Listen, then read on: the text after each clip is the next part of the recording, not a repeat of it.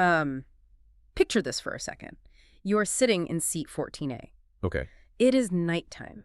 You've got your forehead pressed against that cold plexiglass, and you're just watching the city lights sprawling out below you. Right. Maybe a little rain streaking across the window. Exactly. And you hear the engines spool down, that hum drops in pitch, and you feel that little sink in your stomach. Started the descent. The descent. And for you, the passenger, looking out at those lights, it feels inevitable. It feels smooth. Like it just happens on its own. Yeah, you think, well, we are stopping because the runway is right there. It just feels like the pilot is easing a station wagon into a driveway. Which, to be fair, is exactly the illusion that good pilots work very hard to create. Right. Because if you could somehow teleport through that reinforced cockpit door right at that exact moment, you would not find a relaxed, casual atmosphere. You would find a rigorous, almost mathematical countdown happening. And that is exactly what we are digging into today for this deep dive. We are looking at the hidden choreography of landing. Specifically, we have a stack of internal source documents here regarding the Airbus A320 flight stabilization and energy management protocols. Yes, the standard manufacturer guidelines. And I have to be honest, reading through these before we started, I had absolutely no idea that stopping a plane was actually harder than making it go.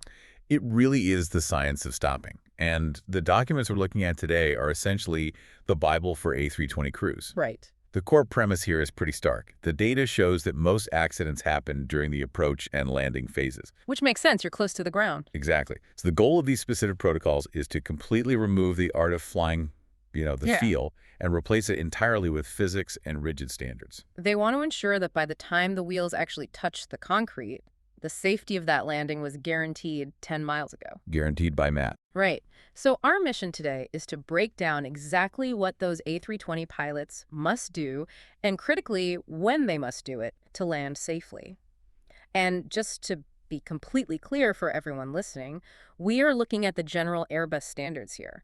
We aren't looking at any specific airline. This is just pure, unadulterated aviation logic. Exactly. It is the baseline standard. And to really understand that logic, we first have to look at the airplane differently. You can't think of it as a vehicle. You really need to think of it as a massive battery of energy. A battery. See, I usually think of batteries as things I constantly forget to charge. Well, think of it in terms of physics. An A320 cruising at 35,000 feet has a terrifying amount of energy stored up. Right, because of where it is. Yes. You have altitude, which is your potential energy, and you have speed, which is your kinetic energy. Right, okay. To land safely, you have to dissipate all of that energy. You have to bleed it off completely before you stop on the runway. And I'm guessing you can't just dump all that energy at once. No, you can't. If you dump it too fast, you dive. Right. If you don't dump it fast enough, you overshoot the airport entirely. So the documents describe this concept of a funnel. It is a strict series of hard limits, they call them gates, that force the crew to shed that energy step by step. Okay, let's walk through this funnel. Because reading the source material, it really felt like reading a countdown. But instead of 10, 9, 8, it is altitude. Yes. The first big gate is at 5,000 feet AAL. That stands for above aerodrome level, right? Correct. 5,000 feet above the elevation of the airport. And the rule here at this gate is simple but very strict. Maximum speed is 250 knots. Why 250? Why not 260? I mean, is 10 knots really going to make a noticeable difference that high up? Well, 250 knots is actually the regulatory speed limit below 10,000 feet in most parts of the world anyway. Okay. But in the specific context of this A320 protocol, it is entirely about energy management.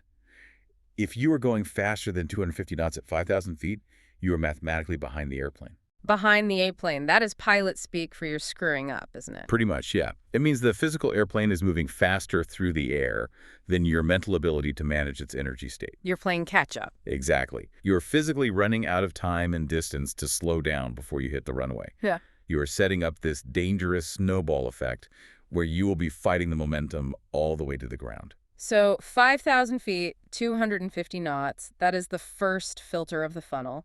Then we drop down to 3,000 feet. And this is where I saw a term in the sources that I absolutely need you to explain. Oh, I bet I know which one.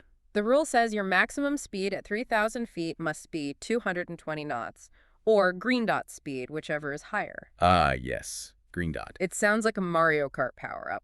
Or I don't know, something you'd see on a weather radar. What is green dot actually? It is not a power-up, but it is incredibly important for the crew.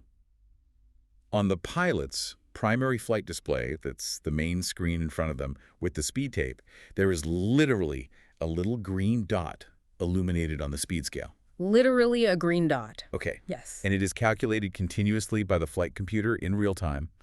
It represents the exact speed for the aircraft's best lift-to-drag ratio at that current weight. Okay, break that down for me. Best lift-to-drag ratio. It is the single most efficient speed the plane can fly while it is still in a clean configuration. Clean meaning what? Meaning the flaps are retracted and the landing gear is still tucked away up inside the belly. Got it. So it was essentially the airplane telling the pilot, hey, this is the absolute slowest I can fly efficiently right now.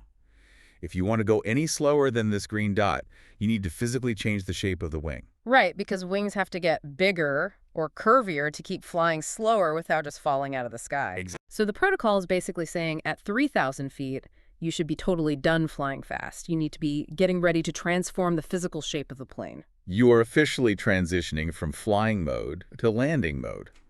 And that leads us directly to the next gate, which is 2,000 feet.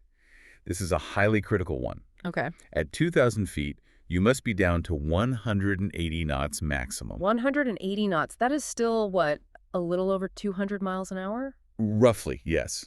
But for a commercial jet, that is getting quite slow. And this is exactly where that snowball effect we mentioned comes back to bite you. How so? If you were doing, say, 200 knots at 2,000 feet, the physics literally starts to fight against you. You might actually be going too fast to safely extend the flaps without damaging them. And if you can't extend the flag. You cannot create drag. Right. And if you can't create drag, you can't slow down the rest of the way. Right. Then you arrive over the threshold of the runway, carrying way too much speed. You float halfway down the tarmac, and you simply run out of pavement. Which is a very bad day. A terrible day. So these specific rules exist to sever that chain of events before it even has a chance to start. Speaking of flaps, the documents have this whole section dedicated to what they call the configuration timeline. Yes. It mentions that by 2,000 feet, you shouldn't just be slowing down, you should have flaps 2 selected. That is an intermediate flap setting, right? Yes, flaps 2 gives the wing a really good mix of extra lift and extra drag.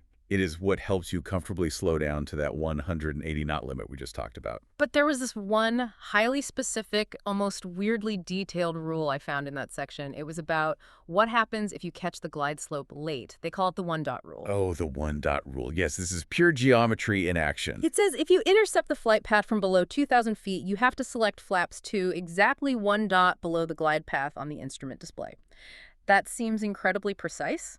Why does 1 dot matter so much? Think about the glide slope as a long, invisible slide leading perfectly down to the runway. Usually, an airliner will fly straight and level until it intercepts the top of that slide, and then it tips the nose down and follows it. Right. But if you are catching that slide from below it, you are flying level and you're about to aggressively tip the nose down to capture the path.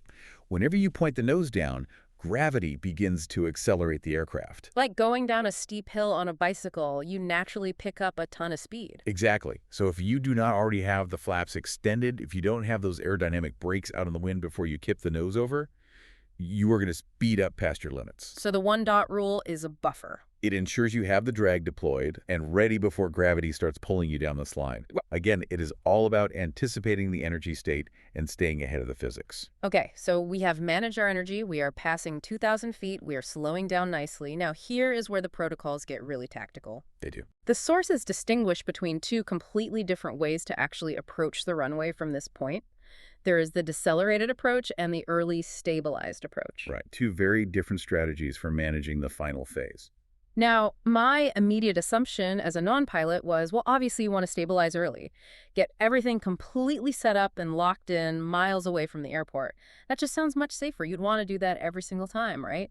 It sounds intuitive, but no, that is actually not the standard. Really? The decelerated approach is the global standard for most modern airports with instrument landing systems. It's a very elegant maneuver. How does it work? You are essentially continuously slowing the aircraft down and continuously dirtying up the plane dropping gear, adding flaps as you go down the slide. You aren't fully configured until you are much closer to the ground. And why is that preferred over doing it early? Mostly efficiency. It burns significantly less fuel because you aren't dragging the heavy landing gear and massive flaps through the air against high-power settings for 10 miles. Ah, that makes sense. It is also much quieter for all the people living underneath the flight path. And frankly, it is a smoother, more comfortable ride for the passengers. But, and this is a massive, but in the text, the documents essentially scream about this other method, the early stabilized approach. Yes. They say it is absolutely mandatory in certain specific weather conditions. Specifically, they highlight if you have a tailwind predicted at landing that is greater than 10 knots. And this is exactly where the physical realities of the environment override the desire for fuel efficiency. Think about the math for a second. If you are flying at an airspeed of 140 knots, but you have a 20-knot wind pushing you from directly behind. You are moving significantly faster over the actual ground. Much faster. Your ground speed is 160 knots. The ground is literally rushing up to meet you much quicker than your airspeed indicates. Right. If you attempt that fancy, efficient, continuous slowdown method with a strong tailwind, you will simply run out of room. The geometry does not work. The wind is constantly pushing you past the airport while you are trying to slow down. So in that specific case, the protocol just says, forget the fuel efficiency. Forget the noise abatement. Right. It dictates that you must get the landing gear down miles away, get all the flaps out early, create maximum drag right now because the wind is actively fighting your ability to stop. And there are strict rules about when that has to happen. Very strict. If you are flying an early stabilized approach, and you aren't fully configured by the final descent point, which is still miles out from the runway, you are strictly prohibited from continuing the approach. I found that distinction really fascinating because it shows that safety isn't just one fixed, unbending procedure. It dynamically changes based on the environment outside the window. You have to adapt the math to the weather. That is essentially the definition of professional airmanship, knowing exactly which procedural tool to pull out of the bag for the conditions you face. Okay, so we are descending. We have chosen our approach type based on the wind. Now we finally arrive at the most famous part of this entire protocol, the stabilization gates. The gates. These are the critical, imaginary lines drawn in the sky where the aircraft must absolutely be perfect. And when we say perfect, the sources list two primary altitudes for these gates, 1,000 feet and 500 feet. Right. 1,000 feet above aerodrome level is the gate for instrument approaches. Since most airline landings use instruments, this is the primary one. And 500? 500 feet is the absolute hard deck floor for visual approaches, where you are just looking out the window. But honestly, most airlines and professional pilots treat the 1,000-foot mark as the Golden Gate, regardless of the weather. And passing through this gate, you cannot just be close enough. You have to meet what they call the Big Five criteria. I really want to run through these one by one because reading this, it's effectively the strict definition of what a safe landing looks like. Okay, let's check them off. Number one is fairly straightforward. Checklists. Just doing the paperwork. Well, the landing checklist and all crew briefings must be entirely complete. You cannot be heads down reading a piece of paper or an iPad while you are trying to flare a jet. Makes total sense. Number two is flight path. You must be established on the correct lateral and vertical path to the runway. The specific rule says only small changes in heading or pitch are allowed. So no crazy maneuvering. Exactly. If you are banking hard left and right or yanking the nose up and down trying to stay on the electronic line, you are not stable. You are wrestling the airplane. Okay. Number three, configuration. Everything must be down and locked, landing gear down. Flaps in the final landing position, speed brakes armed. You simply cannot be selecting the landing gear down at 800 feet. That is way too late in the game. Now, number four. This is the one that really caught me completely off guard when I read it. Thrust. Yes. The source clearly states that engine thrust must be, quote, above idle. It must be. But wait, we are landing. We actively want to stop. Think about driving a car.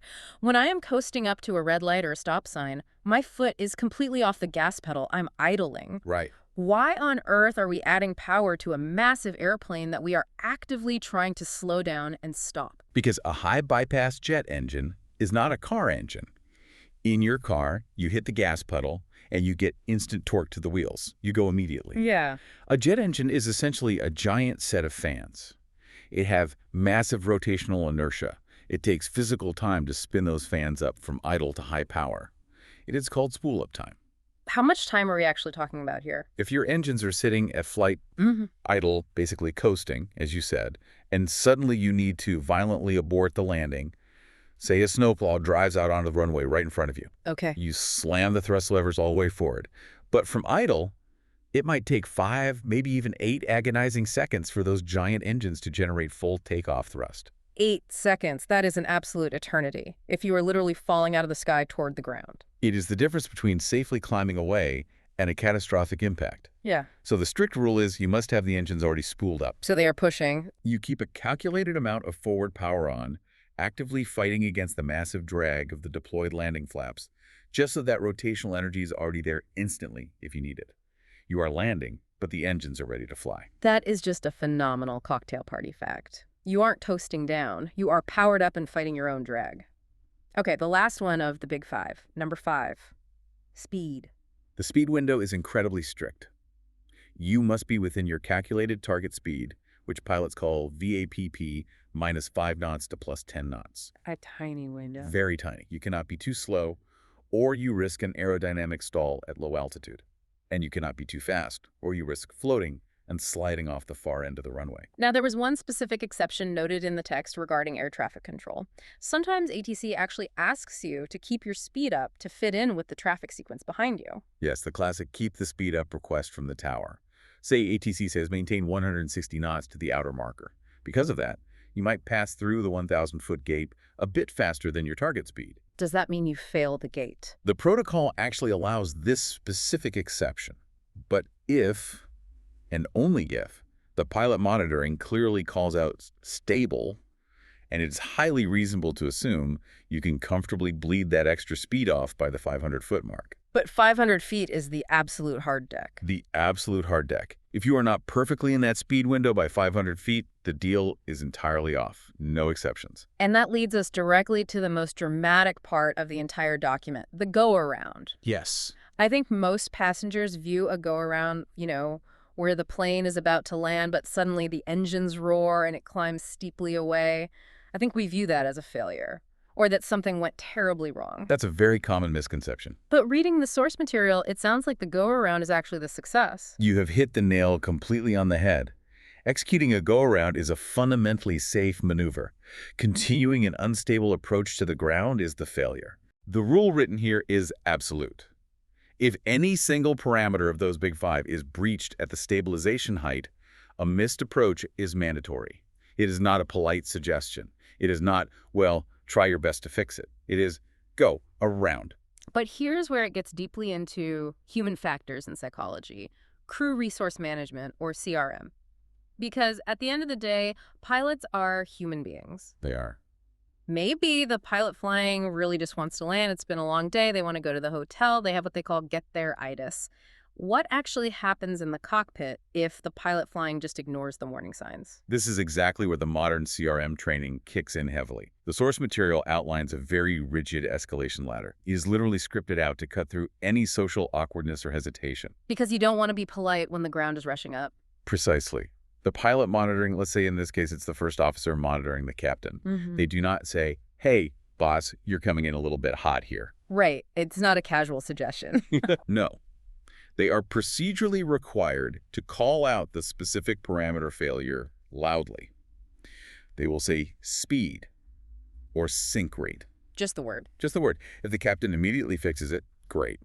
But if not, the first officer must unequivocally say, unstable, go around. And if the captain ignores that direct call-out, if they freeze up, or if they just confidently think, I have enough skill, I can fix this before we touch down. This is the absolute nightmare scenario in aviation.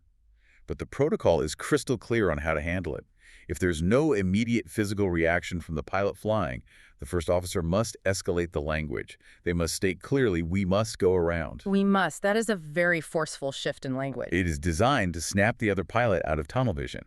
But what if they still do not listen? Yeah, what then? If there's still no reaction by 400 feet above the ground, the first officer is legally and procedurally required to physically take over the aircraft. Wow. Just imagine the sheer adrenaline in that specific moment. You are sitting there, and you have to forcibly grab the controls from your boss. It is an immense psychological barrier to cross.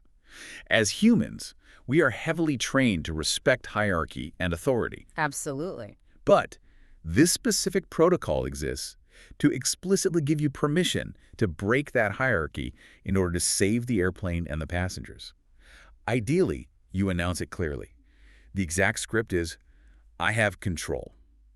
Go around flaps. I have control. You take the side stick, you push the thrust levers all the way forward to toe GA, which is takeoff go around power, and you manually fly the plane away from the ground. That has to be just an incredibly difficult thing to do in practice, to wrest the controls from your captain. It is deeply uncomfortable. But that is exactly why these internal documents heavily emphasize a strict, no-fault policy for go-arounds. Meaning you won't get fired for doing it. Correct. The airline would infinitely rather you go around 10 different times than crash once. Think about the alternative. If you land unstable and you somehow get away with it and you don't tell anyone, the airline thinks everything's operating perfectly fine. But you just got lucky. You just got lucky. And in aviation, luck always runs out eventually. Which is why there is paperwork involved, right? Always paperwork. The OSR, the Operational Safety Report. Every single time there is an unstable approach or a go-around, it gets formally reported by the crew. Does that get them in trouble? Not at all. It isn't to punish people. It is purely to capture the operational data. It ensures that relying on luck is never part of the company's strategy. It prevents pilots from burying their mistakes. It brings all of those close calls into the light so everyone can learn from them. Exactly. It fundamentally shifts the entire cockpit culture. It shifts it from a macho, I can fix this mentality to a professional. The math says stop, so I stop mentality. Okay, let's take a breath and unpack this for a second because we have covered a massive amount of ground today. We started way up at 5,000 feet looking at the airplane as an energy battery. We look at the critical difference between decelerated and early stabilized approaches, depending on what the wind is doing. We went through the strict stabilization gates at 1,500 feet with those big 5 criteria. And finally, the psychology of the mandatory bow-around if literally anything is off. It really paints a vivid picture of what professional flying actually is. It is quite different from that romantic scarf and goggles image of the past. Very true. It is not about hands-on stick and rudder skill in the heat of the moment. It is about intense discipline, rigid adherence to criteria, and planning everything miles in advance. That is really the big takeaway for me from reading these sources. I think we often think of pilot error as doing something actively wrong, like flipping the wrong switch or turning the wrong way. Yes, an action. But these protocols suggest that the single biggest error you can make is simply doing nothing when the mathematical situation demands action. It is the error of passivity. Or the error of pure optimism. Just sitting there thinking, I can save this. The A320 protocols are explicitly designed to completely eliminate optimism from the flight deck. They replace human hope with cold data. Yeah. If you are too fast at 1,000 feet, you do not hope you can somehow slow down in time. You immediately execute a go-around because the data objectively says you will not make it safely. It is absolute discipline over ego. The willingness to completely abandon a bad approach is actually vastly more important than having the sheer skill to try and save it at the last second. 100%. A truly great pilot is the one who notices the tiny signs of instability early, looks at the math, says not today, and just goes around to try again. So here's a thought for you to take with you today after listening to this. We all have projects or relationships or big goals that we are constantly trying to land in our own lives. We do. But do you have stabilization gates for those things? Do you have a hard point where you are willing to look objectively at the data, the budget you've spent, the timeline that's slipping, the emotional energy you have left, and actually say out loud, if I am not at this specific benchmark by this specific date, I am aborting this? That is a very tough thing to do in real life. It is. Or do you just keep descending, stubbornly hoping for a smooth landing when the math clearly says you are coming in way too hot? Sometimes the bravest and most professional thing you can do is just call the go-around and try again tomorrow. Absolutely. Something to really think about the next time you are looking out that little plexiglass window at 10,000 feet. Thanks for joining us on this deep dive into the science of stopping. Safe travels, everyone.